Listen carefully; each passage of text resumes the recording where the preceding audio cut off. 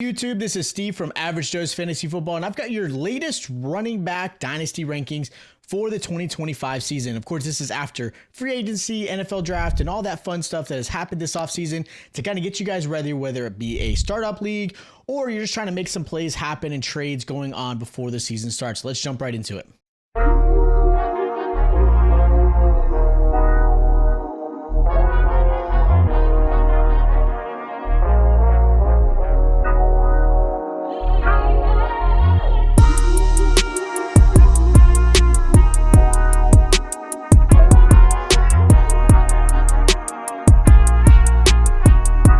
And before we begin on the Dynasty list, I wanted to mention that I'm an affiliate with Ticket Network. And with that, of course, there are the playoffs going on in the NBA, NHL, great concerts all summer long. And then, of course, the NFL season will be here before you know it. So make sure you guys check out Ticket Network to help get you the best possible price for those sought-after tickets. So let's jump right into this list. Now, we are going to go backwards from 24 down to 1. And the reason I did 24 is because we're talking 12 team leagues with 2 running backs, so RB2 and beyond.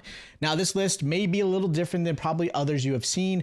I'm a little different when it comes to my analytics, looking at how players I feel are valued based off of age and, of course, their rosters, right? How are they going to be emphasized in their offense? Do they have shared backfield? Things like that. So we're going to start with number 24. I've got James Conner here. Look, I get James Conner is a good running back. He finished his RB11 last season, and he could probably finish top 15 again. He's right now, to me, is an RB2. And unfortunately, I have him at a little bit of a lower RB2 because I do think Trey Benson is going to be a factor going forward. Arizona likes Benson a lot. They have not necessarily said it, but you can tell that they're looking to obviously implement him in this offense a little bit more, which means James Conner will be a little bit less utilized. Now, I think part of that is also to keep James Conner healthy, right? They don't want to overuse the aging back because at the end, his value is really strong if he can play all season. But I do think Benson is a factor, and because of that, I did want to put James Conner at 24. I still felt he needed to be mentioned because he is a really good running back, and he has like RB1 type of games that I think needs to be on your roster. I wouldn't necessarily say a flex play, maybe depending on how your roster's built, but I really like him there. Now, 23, this is where it's probably going to be a little different than most. I have Christian McCaffrey here at RB23. I get it. He's not an RB2. But if he's not on the field, he is not valuable to you. And that's the biggest concern. He's older. His injuries have been pretty bad that have kept him off the field. Now, when he is healthy, he is a top 5 back, period. He's one of the best in the game. And obviously, the 49ers do have some confidence. They let Jordan Mason go, who actually played really well in Christian McCaffrey's absence. So that tells me the 49ers believe the health of Christian McCaffrey is there. And you know, if you watched out my buyout video where I mentioned top players to buy, my top 10, Christian McCaffrey is it. I do believe in Christian McCaffrey, but when I'm talking a dynasty list, I'm sorry, I can't have McCaffrey in the top 10. I would love to, but injuries are real. His age is a factor, but I still had to put him on here. Now, like I said, if you're a team that is not in a rebuild and you're trying to win now, I would go after Christian McCaffrey. And if you guys want, check on my top 10 players to trade for. But I still felt like he's not quite high. Now, at number 22, I've got RJ Harvey for the Denver Broncos. The rookie coming in has a lot of opportunity, and draft capital also plays a factor. That matters. A lot of teams do actually use that. You know, we'll talk about, in quarterbacks, we'll mention why capital matters. But I like RJ Harvey a lot in this offense for the Denver Broncos. I'm curious how Sean Payton's going to utilize him. They still obviously like McLaughlin and, some of the other running backs they have. But I think RV is a nice little back, and you can get him at a really good price when it comes to your rookie drafts. Number 21, I've got Alvin Kamara. It's just age. That's my only concern with him. And the other part is obviously you're not sure who the quarterback one's going to be, right? With Derek Carr retiring, we don't know who's going to be their quarterback. On top of that, Chris Olave's had some injury concerns. And outside of Chris Olave, who really is the offensive weapon for obviously the Saints? They have Kendra Miller, who I think they still want to implement, but I think at this point you can kind of give up on Kendra Miller. He hasn't necessarily shown that he should have been a good, I would say, viable option to replace Kamara. I do think the Saints go after a running back at some point in the future, but I still like Alvin Kamara. I think he has the opportunity to be an RB1 in some cases. And again, if you're a team that is trying to win at this point in time, you're not a rebuild team, Kamara has definitely got strong value.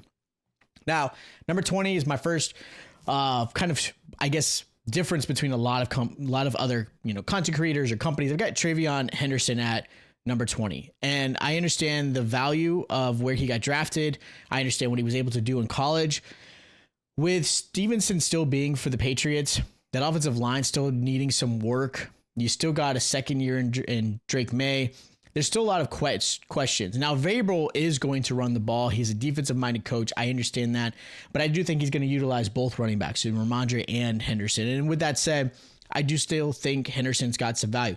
He's probably the one player on this list that I think actually will probably skyrocket on this rankings list when I update it in August before the NFL season starts, after mini camps and training camps and all that fun stuff. So he's the one player that I've got the most questions for, but I still wanted to put him here a little bit lower than I think most people wanted him, just because I do think there's a lot of question marks in this offense.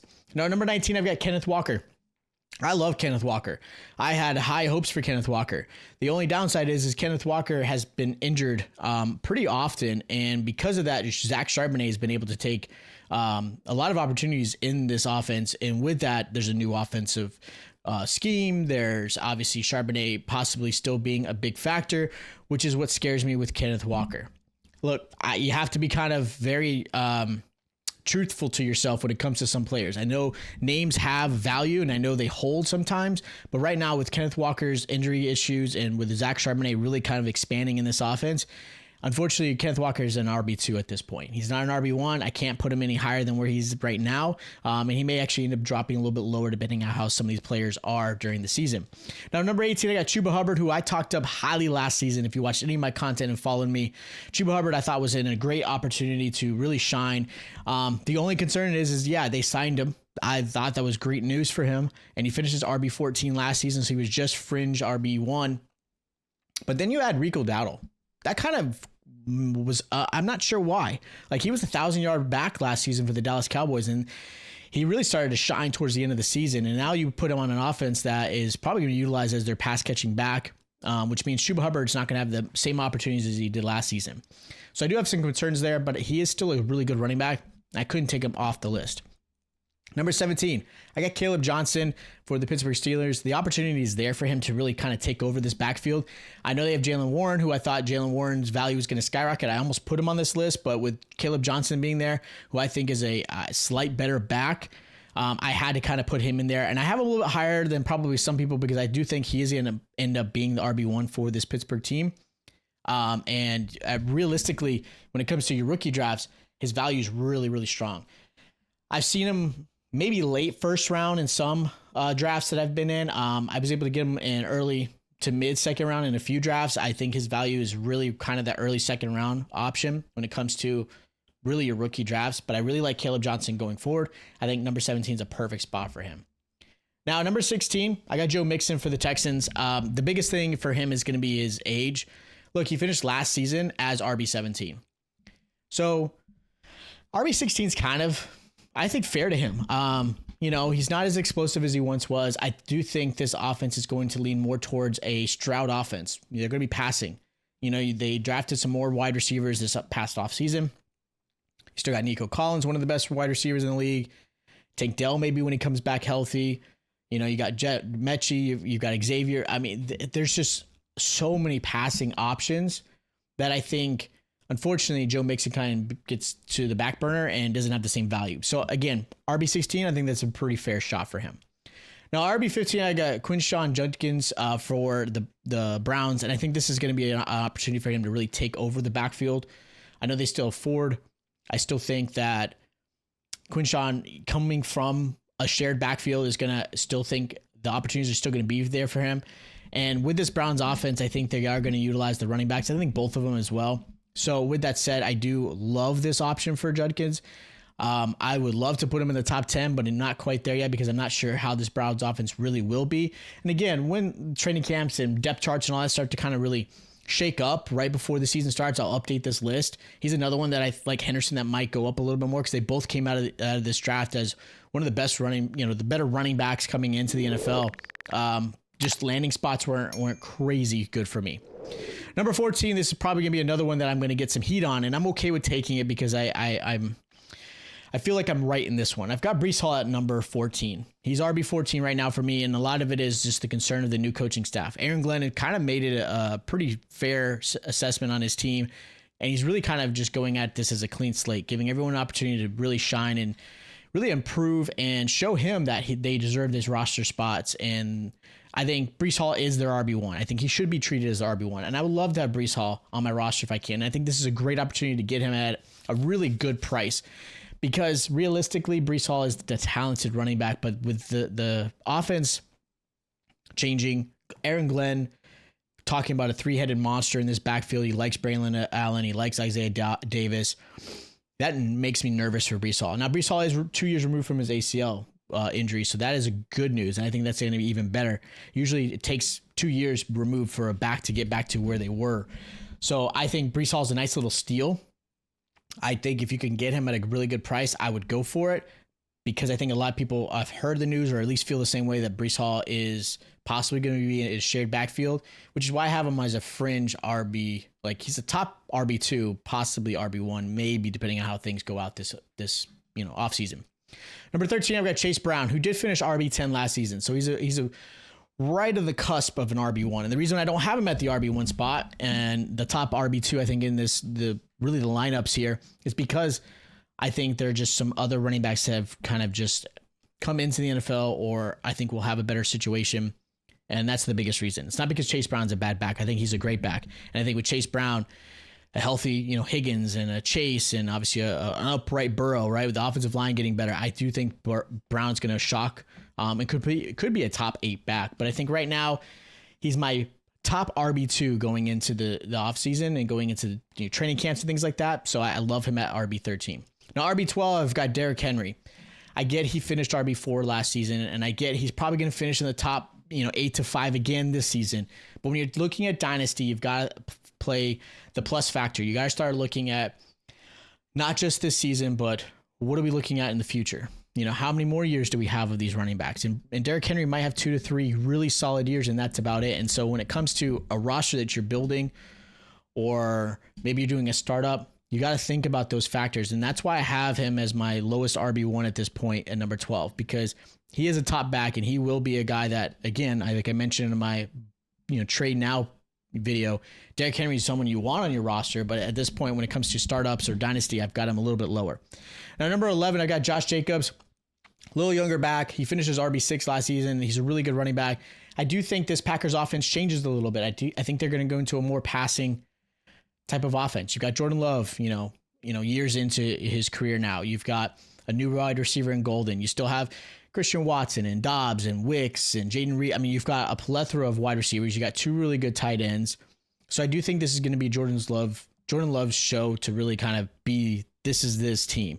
And I think Josh Jacobs takes a little bit on the back burner on that. I do think Josh Jacobs is still a very valuable back, and you need to have him on your roster if you can. But I don't have him quite as high. I have him at RB11 right now. Now, RB10, I've got Omarion Hampton. Not the highest rookie running back on this list, but I do have him up there because I think the opportunity is there. I think he was the RB2 coming into the NFL draft, and I still think he out of it. I think the landing spot could have been a little bit better, but it's not a bad spot. I think him going to the Chargers, I think a lot of people are excited for, because of obviously this offense being a run offense, and the way I think his style really matches up. The only concern that I have is really because they signed Najee Harris. If this was a backfield like last season, they just kind of brought in Hampton, he could have been in my top 5 almost. But with that said, I can't have him quite that high. I've seen other content creators or even other ranking websites put Omarion in the top 5. I can't quite do it yet because Najee, I think, is still going to play a factor. They brought him in for a reason. I think they like him. Did I think the Chargers thought they were going to get Hampton? No. That's why they did it. They got the best player at the time. So I don't hate the move, but I don't think he's quite there yet.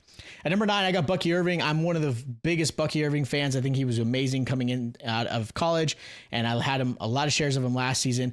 And I get it. He shared the backfield with Rashad White last season, and he did kind of grow into his role. Here's the thing. Bucky Irving really took over that roster. At the last 10 games, he averaged 18 points a game. That's crazy. I mean, he was a really, really good running back. So RB9 for me, I think I think for me, I could have almost put him a little bit higher, but I really like him there. I think it's a really good spot for him.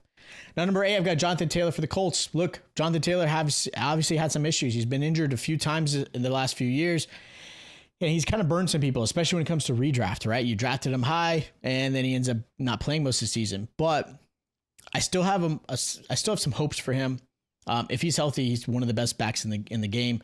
Last season, people forgot the last 5 games of the season, he finished with an average of 24 points per game. He had a 39-point game at one point. I mean, he's a really good running back. So I really like this spot for him. Not quite high. He might go a little bit lower depending on how some of these other running backs go, but I think that's a perfect spot for him. Now, number 7, I got James Cook. Look, James Cook is a really solid running back. He finished his RB8 last season. He's kind of in that range, I think, even going into this season. This offense will still continue to work around the running game, whether it be through Josh Allen or James Cook. I do like the improvements of this offense. I do think that James Cook in this offense, again, is only going to be better. He's an explosive back. He can hit the home run. He can be a great pass catcher. He's a good goal line back as well. I love this move for him in this offense. I think it's a perfect spot, and I love him at RB7. Now, my RB6 spot, I got Kyren Williams. He finished his RB7 last season. I get they grabbed Corum last year. I know people are all hopped up on Jarquez, Hunter. I don't care about those 2 backs at this point. The way Kyren Williams is playing, I think the Rams feel the same way. I think they believe in Kyren Williams. I think they love Kyren Williams. And like most teams, you want to have a good backup running back or a good back that can kind of spell your running back, their starter, and just give him some rest. With that said, Kyren Williams is a touchdown machine, and this offense, I think, is going to be one of the better offenses in the league. I think the Rams are a team that could possibly go far in the playoffs. You got Stafford, if he's healthy. You got Devonta Adams. You got Puka Nacua still. I like the way this team is built. And Kyren Williams is definitely the engine that's going to get everything started. So I really like him there. Number 5, I got Devon Achane. Achane absolutely destroyed me last season in a few leagues. And I wasn't so sure about him last season. And now, you know what? I stand corrected. Great running back. He is perfect in this offense, the way it's built. And again, in an offense that he is kind of the star, right? You got Tyreek, who's kind of unsure of, right? We're not sure where he's at. Waddle's been hurt. And this is a really schemed out offense that's perfect for Achane. He's really well schemed in this one. So I really like him at RB5. He was RB5 last season in points. I think that's kind of the juicy spot for him. Now, number 4, my highest rookie running back is Ashton Jeanty. Ashton Jeanty, of course, was the top back coming into the NFL. And he's like those backs like a Bijan Robinson, a Barkley, and Ezekiel Elliott. Like he's one of those type of players, breaking records left and right. This is the perfect landing spot. I'm not a fan of the Raiders. I don't think they're the best offensive line, not the best offensive scheme, but he's in a spot where he can absolutely be a machine and take opportunities like every possible chance he can. Like he's going to be the back who's going to get it every single chance. He's not going to be off the field very much, which is great. And his age, of course, is a big factor when it comes to Dynasty. I know he hasn't proven anything yet, but he's one of those backs that I don't think has to yet. He is your number 4. Now, RB3, I've got Saquon Barkley. I know age is a factor, and I know that I've looked at other rankings, and people have put Barkley like 5, 6, 7 type. I get it because of his age. But look, I think the way this Eagles offense is, I think they don't need to utilize Barkley at all times. They don't have to give him a million touches per game. And because of that, you're going to have a healthy Barkley for years to come. And that's why I put him as a factor at RB3, because the age, yes, it's there, but I don't think it's going to be a big concern. He finished RB2 last season. This offense is built to give him that type of success of being a top 5 back for years to come. And I have to give him respect. As a Cowboy fan, I hate it, but he is one of the better fantasy backs right now. And number 2, I've got Bijan Robinson, which means you probably guess who my RB1 is, but let's talk about Bijan. Bijan finished his RB3 last season, and this is an offense that is built for him. I love the pieces they have. I like Penix, Drake London. You still got Kyle Pitts, I know everyone's waiting on. You got Darnell Mooney, who's a great second option for Penix. This is an offense that does a really good job of implementing Bijan, putting him in chances to win. He's explosive. He can run through you. He can run around you. He can catch. He can block. I mean, he is the all-around back. He absolutely is my RB2. And at RB1, I'm sure you guessed it, is Jahmyr Gibbs. Jahmyr Gibbs was RB1 last season, and that's even in a shared backfield with David Montgomery. I know David Montgomery missed some time. And even if David Montgomery plays the full season, I still think Gibbs is RB1. He's one of my favorite backs to watch. He's one of my, if I can get it, if every team had Jahmyr Gibbs on my rosters, I would be the happiest person, because I think he's that talented. This offense is built to use him, whether he's in the backfield, whether he's in the slot. I mean, they just use him for everything. And so for me, he is the clear-cut RB1. I've seen other people put like Bijan. I think Gibbs, the way his usability and his skill set, he is my clear-cut RB1. So that is my rankings from 1 to 24. If you guys have questions or maybe you want to critique this list, hit me up in the comments down below. I love to see what you guys are thinking. If you guys have trade questions or anything else fantasy related, of course, hit me down in the comments. If you guys are new to the channel, make sure you guys hit that subscribe button, hit that like button as well while you're there. And of course, I'll see you guys next time.